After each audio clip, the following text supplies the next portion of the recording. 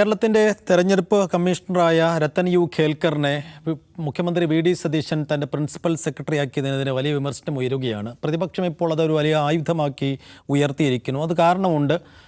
എന്ന് വെച്ചാൽ മനോജ് അഗർവാളായിരുന്നു SIRൻ്റെ ചാർജ്. ബംഗാളിൽ വലിയ വിവാദങ്ങളും ആരോപണങ്ങളും ക്രമക്കേടുകളുമൊക്കെ ബംഗാൾ തെരഞ്ഞെടുപ്പിൻ്റെ ഘട്ടത്തിൽ ഉയർന്നതാണ്. അതേ മനോജ് അഗർവാളിനെ BJP അധികാരത്തിലെത്തിയതിനു ശേഷം അവിടെ ഇതുപോലെ മുഖ്യമന്ത്രി സുവേന്ദു അധികാരിയുടെ സെക്രട്ടറിയാക്കുന്നു. അതിനെതിരെ വലിയ വിമർശനങ്ങൾ ഉയർത്തിയ ആളാണ് രാഹുൽ ഗാന്ധിയും കോൺഗ്രസ് നേതൃത്വവും. സമാനമായ നിലപാട് തന്നെ ഇവിടെ നീക്കം തന്നെ മുഖ്യമന്ത്രി വി ഡി സതീശനും സ്വീകരിക്കുന്നു. സ്വാഭാവികമായും അത് വിമർശന വിധേയമാകാൻ ഇടയുണ്ട്. എന്നിട്ട് പോലും എന്തിന് രത്തൻ യു ഖേൽക്കറിനെ മുഖ്യമന്ത്രി തൻ്റെ പ്രിൻസിപ്പൽ സെക്രട്ടറി ആക്കുന്നു എന്ന ഏറ്റവും പ്രധാനപ്പെട്ട ചോദ്യമാണ് നമ്മൾ ആദ്യം സംസാരിക്കുന്നത്. അജിംസ്, വേണമെങ്കിൽ സതീശന് മുഖ്യമന്ത്രിക്ക് അയാൾ ഒഴിവാക്കാമായിരുന്നു. പക്ഷേ അയാളെ പ്രിൻസിപ്പൽ സെക്രട്ടറിയാക്കിയാൽ ഉണ്ടാകാനിടയുള്ള വിവാദങ്ങളെക്കുറിച്ചും മുഖ്യമന്ത്രി ആലോചിച്ചു കാണണം. എന്നിട്ടും എന്തുകൊണ്ടായിരിക്കാം രത്തൻ യു ഖേൽക്കറിനെ തന്നെ പ്രിൻസിപ്പൽ സെക്രട്ടറി ആക്കിയത്? അത് അതിൻ്റെ റീസൺ സതീശൻ്റെ ലോജിക്ക് എന്താണെന്ന് എനിക്കറിയില്ല. അതിനെക്കുറിച്ച് എനിക്കൊന്നും അറിയില്ല. പക്ഷേ നമ്മൾ നോക്കേണ്ടത് ഇതിൻ്റെ നിയമപരമായതിൽ എന്തെങ്കിലും സാധ്യതയുണ്ടോ എന്നുള്ളതാണ്. ഇപ്പോൾ ചീഫ് ഇലക്ഷൻ ഓഫീസർ എന്ന് പറഞ്ഞാൽ അപ്പോയിൻറ്റ് ചെയ്യുന്നത് ഇലക്ഷൻ കമ്മീഷനാണ്. ശുപാർശ ചെയ്യുന്നത് സംസ്ഥാന സർക്കാരായിട്ട് കൂടിയാലോചിച്ച് ഇലക്ഷൻ കമ്മീഷനാണ് അപ്പോയിൻറ്റ് ചെയ്യുക. അപ്പോൾ അദ്ദേഹം ഈ ഇലക്ഷൻ CEO പോസ്റ്റിലിരിക്കുന്ന ഒരാൾ ഒരു IAS ഓഫീസറാണ്. ഒരു കേഡറിൽ, ഒരു സംസ്ഥാനത്തെ കേഡറിൽ IAS ഓഫീസറാണ് അവിടുത്തെ CEO എന്ന് പറയുന്നത്. അപ്പോൾ സംസ്ഥാന സർക്കാർ ആഗ്രഹിക്കുകയാണ് എന്നാൽ ഇദ്ദേഹത്തെ വേറെ ഒരു പോസ്റ്റിലേക്ക് നിയമിക്കാമെന്ന് ആഗ്രഹിക്കുമ്പോൾ അത് ചെയ്യാം, ഒരു കുഴപ്പമില്ല. അപ്പോൾ ഇവിടെ എന്താ സംഭവിച്ചത്? ഇവിടെ ഒരു ഇലക്ഷൻ കഴിഞ്ഞു, ഒരു തെരഞ്ഞെടുപ്പ് കഴിഞ്ഞു, അതിൻ്റെ മോഡൽ കോഡ് ഓഫ് കോണ്ടക്ട് പീരീഡും കഴിഞ്ഞു കഴിയുമ്പോൾ പുതുതായി ചുമതലയേറ്റ സർക്കാർ നിലനിൽക്കുന്ന CEO എന്ത് ചെയ്യുന്നു? മുഖ്യമന്ത്രിയുടെ സെക്രട്ടറിയാക്കി മാറ്റുന്നു. അതിൽ നിയമവിരുദ്ധമായി ഒന്നുമില്ല, ഭരണഘടനാ വിരുദ്ധമായോ ഒന്നുമില്ല, അതിനൊരു പ്രശ്നമില്ല. ഇതിനെ താരതമ്യം ചെയ്യുന്നത് എവിടെയാണ്? ബംഗാളുമായിട്ടാണ്. ബംഗാളിലെ പ്രശ്നം വേറെ തന്നെയാണ്. ബംഗാളിലെ പ്രശ്നം എന്താണ്? അവിടെ ചീഫ് ഇലക്ഷൻ ഓഫീസറായിട്ട് ഒരാളിരിക്കുന്നു. അവിടെ തെരഞ്ഞെടുപ്പ് നടന്നു, അത് ശരിയാണ്, പുതിയ സർക്കാർ അധികാരമേറ്റു. പക്ഷേ അവിടെ MCC നിലനിൽക്കുകയാണ്. നിലനിൽക്കാൻ കാരണം ഒരു മണ്ഡലത്തിൽ റീപോളിംഗ് പറഞ്ഞിരിക്കുകയാണ്. ആ റീപോളിംഗ് ഈ മാസം അവസാനം നടക്കാതിരിക്കുകയാണ്. അപ്പോൾ റീപോളിംഗ് നിലനിൽക്കുന്നതുകൊണ്ട് എന്തുണ്ട്? ഈ MCC വാലിഡാണ്, മോഡൽ കോഡ് ഓഫ് കോണ്ടക്ട് വാലിഡാണ്. ഒന്ന് മോഡൽ കോഡ് ഓഫ് കോണ്ടക്ട് വാലിഡായിട്ട് നിൽക്കുന്നു. ആ ഇലക്ഷൻ നിയന്ത്രിക്കേണ്ട ആളാണ് CEO. ആ CEOയാണ് എന്ത് ചെയ്യുന്നത്? ചീഫ് സെക്രട്ടറി ആക്കുന്നത്. അത് തടയണമെന്നാവശ്യപ്പെട്ടാണ് കൽക്കത്ത ഹൈക്കോടതിയിൽ ആളുകൾ ഹർജിയായിട്ട് പോയിട്ടുള്ളത്. ഇത് രണ്ട് പ്രശ്നമാണ്. പക്ഷേ ഇത് രണ്ടും സിമിലാരിറ്റി വരുന്നൊരു പ്രശ്നമുണ്ട്. ഒന്ന്, ഇലക്ഷൻ എന്ന് പറയുന്ന ഇലക്ഷൻ റെഗുലേറ്റ് ചെയ്യുന്ന ഒരു അതോറിറ്റി, ഇലക്ഷൻ കമ്മീഷൻ്റെ ഭാഗമായ ഒരു ഉദ്യോഗസ്ഥൻ. ആ ഉദ്യോഗസ്ഥൻ ഇലക്ഷൻ കഴിഞ്ഞ ഉടനെ തന്നെ എക്സിക്യൂട്ടീവിൻ്റെ വളരെ അടുത്ത്, പൊളിറ്റിക്കൽ ലീഡർഷിപ്പിൻ്റെ വളരെ അടുത്തൊരു പോസ്റ്റിലേക്ക് നിയമിക്കപ്പെടുന്നു എന്നുള്ളതൊരു പ്രശ്നമാണ്. ആ പ്രശ്നം വേണമെങ്കിൽ ഉന്നയിക്കാം. അദ്ദേഹത്തെ വേണമെങ്കിൽ ഏതെങ്കിലും കയറ് വികസന കോർപ്പറേഷനിലോ അല്ലെങ്കിൽ മറ്റേ ജേക്കബ് തോമസിനെ നിയമിച്ച പോലെ തൂമ്പ ഉണ്ടാക്കാനൊക്കെ നിയമിക്കാം. ഏത് പോസ്റ്റുകളിലും നിയമിക്കാം സർക്കാരിന്. പക്ഷേ തെരഞ്ഞെടുപ്പ് നിയന്ത്രിച്ച ഒരു ഉദ്യോഗസ്ഥനെ പുതുതായി ചുമതലയേൽക്കുന്ന മുഖ്യമന്ത്രി തൻ്റെ ഓഫീസിൽ നിയമിക്കുന്നു. അതിലൊരു ശരികേടില്ലേ എന്ന് രാഷ്ട്രീയമായി ചിന്തിക്കാം, രാഷ്ട്രീയമായി വിമർശിക്കാം. ആ വിമർശനം സാധുതയുള്ളതാണ്. ഇന്ന് മുൻ നിയമമന്ത്രി P. രാജീവ് പറഞ്ഞത് അതാണ്, ഒരു കൂളിംഗ് ഓഫ് പീരീഡ് കൊടുക്കാമായിരുന്നു. അതൊരു ചോദ്യമാണ്. പക്ഷേ ഈ കൂളിംഗ് ഓഫ് പീരീഡ് ഇന്ത്യയിലെ പല അപ്പോയിൻമെൻറ്റ്സിനും ഇല്ല. ഇന്ത്യയിൽ കൂളിംഗ് ഓഫ് പീരീഡ് ഉള്ളത് ഇപ്പോൾ ഉദാഹരണത്തിന് CAG, controller and auditor general വിരമിച്ചു കഴിഞ്ഞാൽ അദ്ദേഹത്തെ പിന്നെ ഒരിക്കലും ഒരു ഗവൺമെൻറ് റൂളിലും നിയമിക്കാൻ പാടില്ല എന്നുള്ളത് നിയമമാണ്. അത് ഈ CAG എന്ന് പറയുന്ന ഭരണഘടനാ സ്ഥാപനത്തിൻ്റെ ഒരു പരിശുദ്ധി കാത്തു സൂക്ഷിക്കാനും. പക്ഷേ അതേസമയം നമ്മൾ ചീഫ് ജസ്റ്റിസുമാർ, സുപ്രീം കോടതി ജഡ്ജിമാരൊക്കെ വിരമിച്ചതിന് ശേഷം രാജ്യസഭയിലേക്ക് നോമിനേറ്റ് ചെയ്യപ്പെടുന്നത് കാണുന്നുണ്ട്. ഒരു കൂളിംഗ് ഓഫ് പീരീഡും ഇല്ല. അതുപോലെ IAS ഉദ്യോഗസ്ഥർ ഒരു പദവിയിൽ നിന്ന് കഴിഞ്ഞ് ഉടനെ തന്നെ തെരഞ്ഞെടുപ്പ് കമ്മീഷനിലേക്ക് നോമിനേറ്റ് ചെയ്യുന്നു. അത് നമ്മൾ കണ്ടതാണ്, ഒരു കൂളിംഗ് ഓഫ് പീരീഡും ഇല്ലാതെ. അപ്പോൾ ഇതിൽ ഈ ഒരു പ്രശ്നം, നിയമപരമായൊരു പ്രശ്നമില്ല ഇത് ചെയ്തതിൽ, ഭരണഘടനാ വിരുദ്ധതയില്ല. പക്ഷേ ഈ ഒരു കൂളിംഗ് ഓഫ് പീരീഡ് കൊടുക്കുന്നതായിരുന്നു ഒരു രാഷ്ട്രീയ ഔചിത്യം എന്ന് പറയുന്നത്. അതിൻ്റെ കാരണം, ഒരു തെരഞ്ഞെടുപ്പ് നിയന്ത്രിച്ച ഒരാൾ, പ്രത്യേകിച്ചും SIR പോലൊരു പ്രോസസ്സ് കഴിഞ്ഞതിന് ശേഷം തെരഞ്ഞെടുപ്പ് കഴിഞ്ഞ സംഭവം, ഇതേ പ്രശ്നം ബംഗാളിലുണ്ട്. അവിടെ ചീഫ് ഇലക്ഷൻ ഓഫീസർ തന്നെയാണ് SIR പ്രോസസ്സിന് നേതൃത്വം കൊടുക്കുന്നത്. അവിടെ 90 ലക്ഷത്തിലധികം മനുഷ്യരുടെ വോട്ട് വെട്ടി, അതിൽ ആ വോട്ട് വെട്ടിയത് കൊണ്ടാണ് പുതിയ ഭരണകൂടം അധികാരത്തിൽ വന്നതെന്ന് പ്രതിപക്ഷം ആരോപിക്കുന്നു. അവർ ഇപ്പോഴും ആ തെരഞ്ഞെടുപ്പ് ഫലം അംഗീകരിച്ചിട്ടില്ല. തെരഞ്ഞെടുപ്പ് ഫലത്തിനെതിരെ അവർ രാഷ്ട്രീയമായി പ്രതിരോധം ഉയർത്തിക്കൊണ്ടിരിക്കുകയാണ്, ആ വിമർശനം ഉയർത്തിക്കൊണ്ടിരിക്കുന്ന സമയത്താണ് ഈ നിയമനം നടക്കുന്നത്. അപ്പോൾ ബംഗാളിൽ ആ വിമർശനം സാധുവാണ്. അത് മാത്രവുമല്ല, ഞാൻ മുമ്പ് പറഞ്ഞ മോഡൽ കോഡ് ഓഫ് കോണ്ടക്റ്റിൻ്റെ പ്രശ്നമുണ്ട്. കേരളത്തിലേക്ക് വരുവാണെങ്കിൽ കേരളത്തിലും SIR കഴിഞ്ഞിട്ടാണ് ഈ സർക്കാർ അധികാരത്തിൽ വന്നത്. പക്ഷേ SIR പ്രോസസ്സ് എന്തോ തരത്തിൽ അട്ടിമറിക്കപ്പെട്ടു എന്നോ ആളുകളുടെ വോട്ട് നീക്കിയെന്നോ അല്ലെങ്കിൽ ആ അർത്ഥത്തിലുള്ളൊരു ട്രൈബ്യൂണൽ രൂപീകരിക്കേണ്ട അങ്ങനെ ഒരു അവസ്ഥയൊന്നും കേരളത്തിൽ ഉണ്ടായിട്ടില്ല. കേരളത്തിൽ SIR പ്രോസസ്സ് നടന്നു. SIR പ്രോസസ്സിനെ കുറിച്ച് പ്രതിപക്ഷവും ഭരണപക്ഷവും ഒരുപോലെ തന്നെ വിമർശനം ഉന്നയിച്ചിരുന്നു. ആ വിമർശനങ്ങൾക്ക് തെരഞ്ഞെടുപ്പ് കമ്മീഷൻ ഈ CEO തന്നെ മറുപടി പറഞ്ഞിരുന്നു. കേരളത്തിൽ നിന്ന് വ്യാപകമായി വോട്ട് വെട്ടിയതായിട്ടുള്ള ആൾക്ക് പരാതിയില്ല, അങ്ങനെ ഒരു പരാതി ഉയർന്നിട്ടില്ല, അങ്ങനെ വ്യാപകമായി വോട്ട് വെട്ടി. പക്ഷേ ധാരാളം കള്ളവോട്ടുകൾ നീക്കം ചെയ്തു എന്നുള്ള ആരോപണങ്ങൾ വന്നിരുന്നു പല സ്ഥലങ്ങളിൽ നിന്നും. വോട്ടുകൾ അന്യായമായി ചേർത്തു എന്ന പരാതിയും ഈ തെരഞ്ഞെടുപ്പിൽ ഉയർന്നിട്ടില്ല. ഇപ്പോൾ തൃശ്ശൂർ ലോക്സഭാ തെരഞ്ഞെടുപ്പിൽ ഉണ്ടായിട്ടുള്ള ക്രമക്കേടുകളെ പോലെ ഈ അസംബ്ലി തെരഞ്ഞെടുപ്പിൽ അങ്ങനെയൊന്നും ഉയർന്നിട്ടില്ല. പക്ഷേ SIR പ്രോസസ്സ് കഴിഞ്ഞ് ഒരു മുന്നണി അല്ലെങ്കിൽ പ്രതിപക്ഷം 102 സീറ്റുമായി അധികാരത്തിൽ വന്ന ഉടനെ തന്നെ ആ തെരഞ്ഞെടുപ്പ് നടത്തിയ ആളെ ഒരു കൂളിംഗ് ഓഫ് പീരീഡ് കൊടുക്കാതെ നേരെ തന്നെ മുഖ്യമന്ത്രിയുടെ ഓഫീസിലേക്ക് നിയമിക്കുക എന്ന് പറഞ്ഞാൽ അത് തെറ്റായ മെസ്സേജ് കൊടുക്കുന്നുണ്ട്. ആ തെറ്റായ മെസ്സേജ് എന്താണെന്ന് വെച്ചാൽ അത് തെരഞ്ഞെടുപ്പ് കമ്മീഷനെ കുറിച്ചുള്ള ഒരു സംശയം സാധാരണ വോട്ടർമാരിൽ ഉളവാക്കാൻ ഉതകുന്ന ഒന്നാണത്. ആ ഒരു നിയമനം എന്ന് പറയുന്നത് ഒരു കുറച്ച് കഴിഞ്ഞിട്ടാവാമായിരുന്നു, ഒരു 3-4 മാസം കഴിഞ്ഞിട്ടാക്കാമായിരുന്നു. ഇതൊരു പ്രശ്നം തന്നെയാണ്. അപ്പോൾ ഈ പ്രശ്നം ചീഫ് സെക്രട്ടറി നിയമനം പോലെയല്ല. ഇത് ചീഫ് സെക്രട്ടറി ലെവലല്ല. ചീഫ് സെക്രട്ടറി എന്ന് പറഞ്ഞാൽ ഭരണഘടനാ സ്ഥാനമാണ്. ചീഫ് സെക്രട്ടറി ഇത് ഭരണഘടന ഡിഫൈൻ ചെയ്തിട്ടുള്ളൊരു സ്ഥാനമാണ് ചീഫ് സെക്രട്ടറി എന്ന് പറയുന്നത്. പക്ഷേ ഇവിടെ എന്താണ് സംഭവിക്കുന്നത്?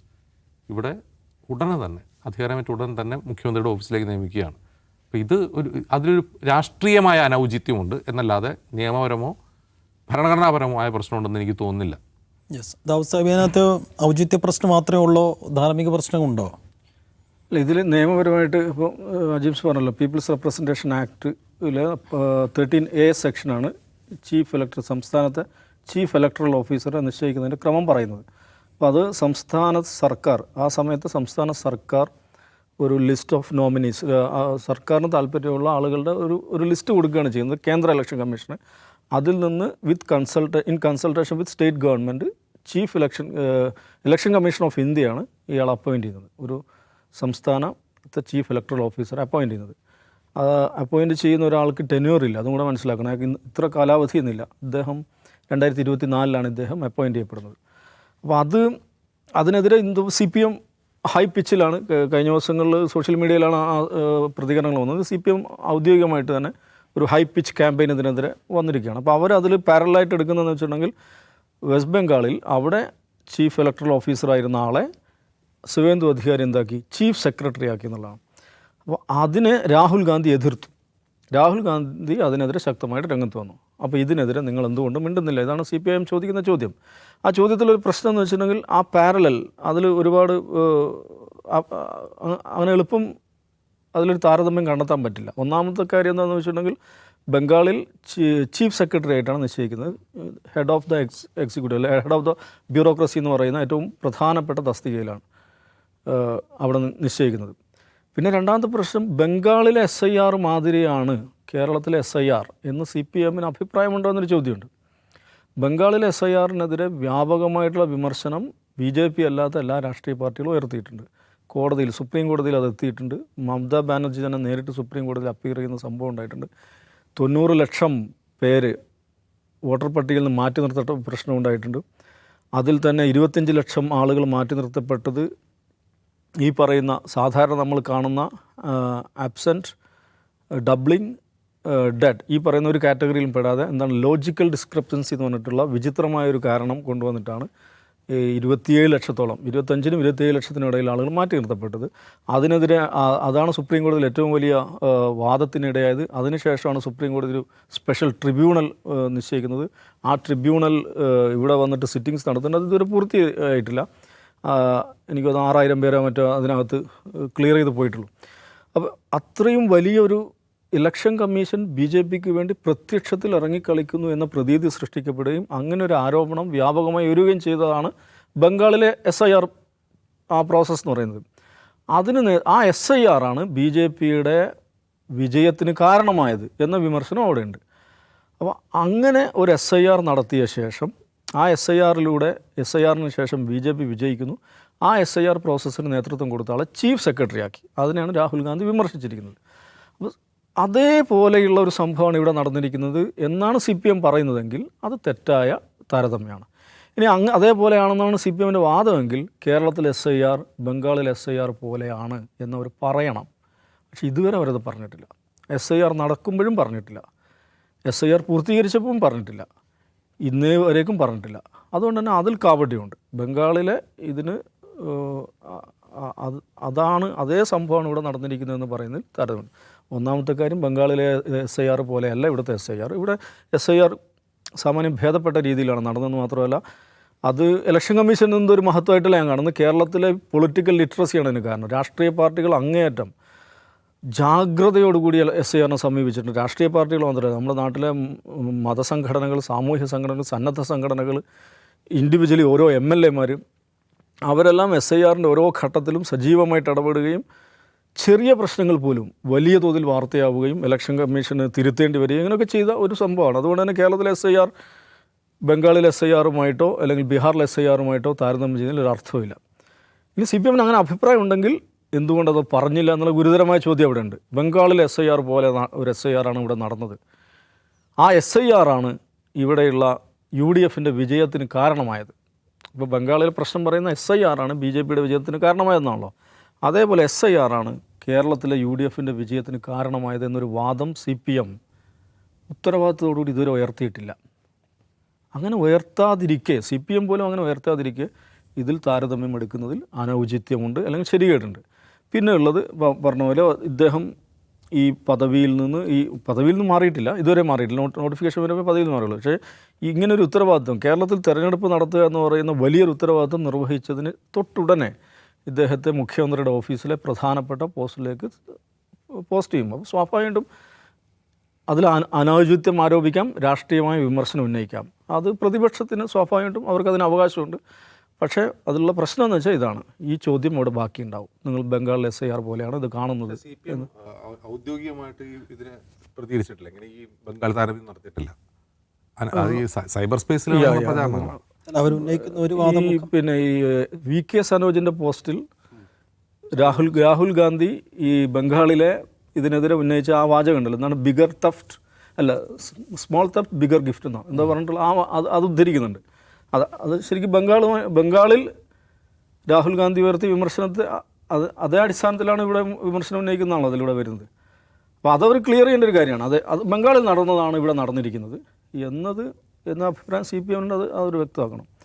പക്ഷെ അതേസമയം പ്രതിപക്ഷം എന്നുള്ളവർക്ക് ഇങ്ങനെ ഈ ഇത്തരം നിയമനങ്ങളിൽ വിമർശനം ഉന്നയിക്കാനുള്ള ഒരു അവസരമാണ് പ്രതിപക്ഷത്തെ സംബന്ധിച്ചിടത്തോളം. അങ്ങനെ ഒരു അവസരം സ്വാഭാവികമായിട്ടും ഇദ്ദേഹത്തിൻ്റെ ഖേൽക്കറിൻ്റെ നിയമനത്തിൽ ഉണ്ടായിട്ട് ഒരു ആക്റ്റീവായ പ്രതിപക്ഷം ഇങ്ങനെയൊക്കെ തന്നെയാണ്. ഇലക്ഷൻ കമ്മീഷന്റെ കത്തിൽ BJPയുടെ ഒരു സീല് വന്ന് അതെ അതും കൂടെ അവർ പറയുന്നുണ്ട്. എനിവേ പ്രതിപക്ഷത്തെ സംബന്ധിച്ചിടത്തോളം ആക്റ്റീവായ പ്രതിപക്ഷം ചെയ്യേണ്ട പണി തന്നെയാണിത്.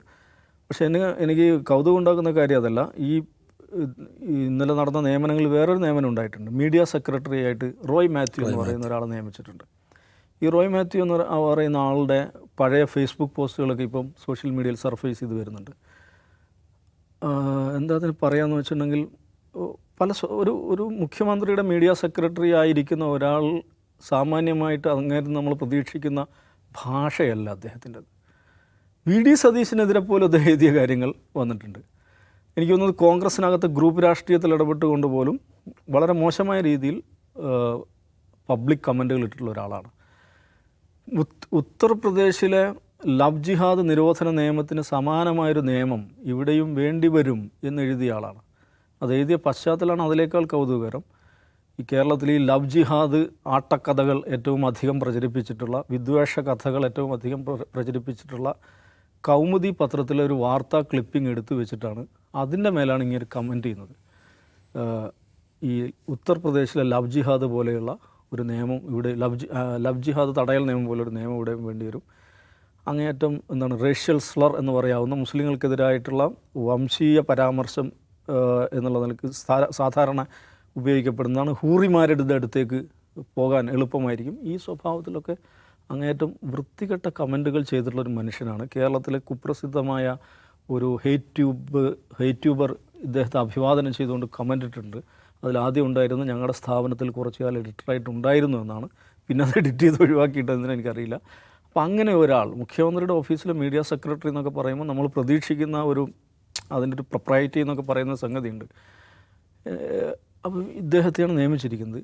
ഇതിൽ എന്തുകൊണ്ടാണ് CPM ഒരു അഭിപ്രായം പറയാത്തതെന്നാണ് എനിക്ക് ഭയങ്കര കൗതുകം ഉണ്ടാക്കുന്ന കാര്യം. ഇങ്ങനത്തെ ആൾ നേരത്തെ ഉള്ളതുപോലെ ഇങ്ങനത്തെ ആളുകളൊക്കെ തന്നെയാണ് വേണ്ടത് എന്ന അഭിപ്രായമാണോ? ഇപ്പോൾ രത്തൻ കേൽക്കറുടെ കാര്യത്തിൽ ഹൈ പിച്ചിൽ ഇപ്പോൾ CPM ഇറങ്ങിയിട്ടുണ്ട്. പക്ഷേ ഈ കാര്യത്തിൽ CPMൻ്റെ ഭാഗത്ത് നിന്ന് അങ്ങനെ പ്രത്യേകിച്ച് അഭിപ്രായം ഒന്നും വന്നത് കണ്ടില്ല. മീഡിയ സെക്രട്ടറി എന്ന പൊസിഷൻ ഉണ്ടാക്കുന്ന കഴിഞ്ഞ പിണറായി വിജയൻ സർക്കാരാണ്. പ്രഭാവർമ്മയാണ്. ഈ പ്രസ് സെക്രട്ടറി എന്ന് പറഞ്ഞ വേറൊരു പൊസിഷൻ, പ്രസ് സെക്രട്ടറി ഉണ്ട്. അതെ, അതുകൂടാതെ മീഡിയ സെക്രട്ടറി. ഇത് രണ്ടുപേരുടെയും പണിയുടെ വ്യത്യാസം എന്താണെന്ന് എനിക്ക് മനസ്സിലായിട്ടില്ല. ഒരുപക്ഷെ ആക്റ്റീവായിട്ട് ആ രംഗത്ത് പ്രവർത്തിക്കുന്ന, അതായത് മുഖ്യമന്ത്രിയും മാധ്യമങ്ങളെയും തമ്മിൽ ബന്ധിപ്പിക്കുന്ന പണി പ്രസ് സെക്രട്ടറിയാണ് എടുക്കുന്നത്. അതെ, മീഡിയ സെക്രട്ടറി പ്രഭാവർമ്മയായിരുന്നു. അദ്ദേഹം ആ സമയത്ത് എന്താ ചെയ്തത്? കവിത എഴുതുകാരെന്നാണ് എനിക്ക് തോന്നുന്നത്. ഇദ്ദേഹം ഇനി എന്താണ് ചെയ്യാൻ പോകുന്നത് അറിയില്ല. പ്രസ് സെക്രട്ടറി ആയിട്ട് മറ്റേ മാധ്യമപ്രവർത്തന CG കടക്കിലാണ് നിയമിക്കപ്പെട്ടുള്ളത്. അദ്ദേഹം പണിയെടുക്കും. ഇദ്ദേഹം എന്താണ് ചെയ്യാൻ നമുക്കറിയില്ല. അല്ല, ഇന്നലെ വന്ന വിജ്ഞാപനത്തിലെ ഹൈറാർക്കി അനുസരിച്ച് മൂന്നാമതാണ് മീഡിയ സെക്രട്ടറി, 2 പ്രസ് സെക്രട്ടറി. അത് ശമ്പളം കൂടുതലുള്ള പദവിയാണ്.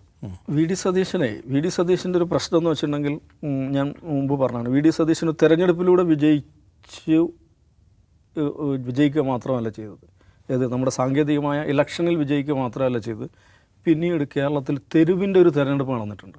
ആ 10 ദിവസം കേരള രാഷ്ട്രീയ ചരിത്രത്തിൽ നിർണായകമായ 10 ദിവസമാണ്. തെരഞ്ഞെടുപ്പ് റിസൾട്ട് വന്ന് CLP ലീഡറെ നിശ്ചയിക്കുന്നതിനിടയിലുള്ള 10 ദിവസം. ആ 10 ദിവസം തെരുവിൻ്റെ തെരഞ്ഞെടുപ്പിലൂടെ മുഖ്യമന്ത്രിയായ ആളാണ് വി ഡി സതീശൻ. അപ്പോൾ അദ്ദേഹം സാധാരണ മുഖ്യമന്ത്രിമാരെ പോലെ ആയിരിക്കില്ല. അങ്ങേയറ്റം സൂക്ഷ്മമായ പബ്ലിക് സ്ക്രൂട്ടിനിക്ക് ഓരോ ദിനവും വിധേയമായിക്കൊണ്ടിരിക്കും.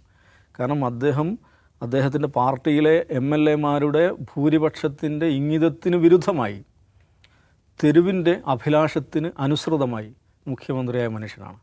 അപ്പോൾ തെരുവ്, പബ്ലിക് ഏറ്റവും അധികം സ്ക്രൂട്ടിനൈസ് ചെയ്യുന്ന ഒരാളായിരിക്കും, ഒരു പബ്ലിക് ഫിഗറായിരിക്കും. അതുകൊണ്ട് തന്നെ ഈ ഇത്തരം സൂക്ഷ്മമായ നിയമനങ്ങളുടെ കാര്യത്തിൽ വരെ വലിയ തോതിലുള്ള പബ്ലിക് സ്ക്രൂട്ടിനി വരും, പബ്ലിക് ക്രിറ്റിസിസം വരും. അതുകൂടെ ഈ അധികാരത്തിലേർക്കുമ്പോൾ, അതിലേക്ക് പ്രവേശിക്കുമ്പം വി ഡി സതീശൻ്റെ ശ്രദ്ധയിലുണ്ടാവേണ്ട കാര്യമാണ്. അത് വെച്ചാൽ സാധാരണ ഒരു ഇത് മുഖ്യമന്ത്രിയുടെ വിവേചനാധികാരമാണെന്നൊക്കെ ആളുകൾ പറയുന്നുണ്ട്. എല്ലാ മുഖ്യമന്ത്രിയുടെ വിവേചനാധികാരം തന്നെയാണ് അത്, ഈ ഇത്തരം നിയമനങ്ങളെല്ലാം. പക്ഷേ മുഖ്യമന്ത്രിയുടെ വിവേചനാധികാരത്തിന് പക്ഷേ പബ്ലിക് സ്ക്രൂട്ടിനി ഉണ്ടാവും. അത് മറ്റാരേക്കാളും കൂടുതൽ വി ഡി സതീശൻ്റെ കാര്യത്തിൽ ഉണ്ടാവും എന്നുള്ള ആദ്യ ഓർമ്മ ഉണ്ടാവേണ്ടത് അദ്ദേഹത്തിന് തന്നെയാണ്. യെസ്, അപ്പോൾ വളവിലും തെരുവിലും വി ഡി സതീശൻ ഓഡിറ്റ് ചെയ്യപ്പെടും. അതാണിപ്പോൾ സംഭവിച്ചുകൊണ്ടിരിക്കുന്നത്. അതുകൊണ്ട് ഈ 2 നിയമനങ്ങളിലും വി ഡി സതീശൻ്റെ വിശദീകരണം വരും ദിവസങ്ങളിൽ ഉണ്ടാകും. അത് എന്തായിരിക്കും എന്നുള്ളതാണ് പ്രധാനപ്പെട്ട ആകാംക്ഷ.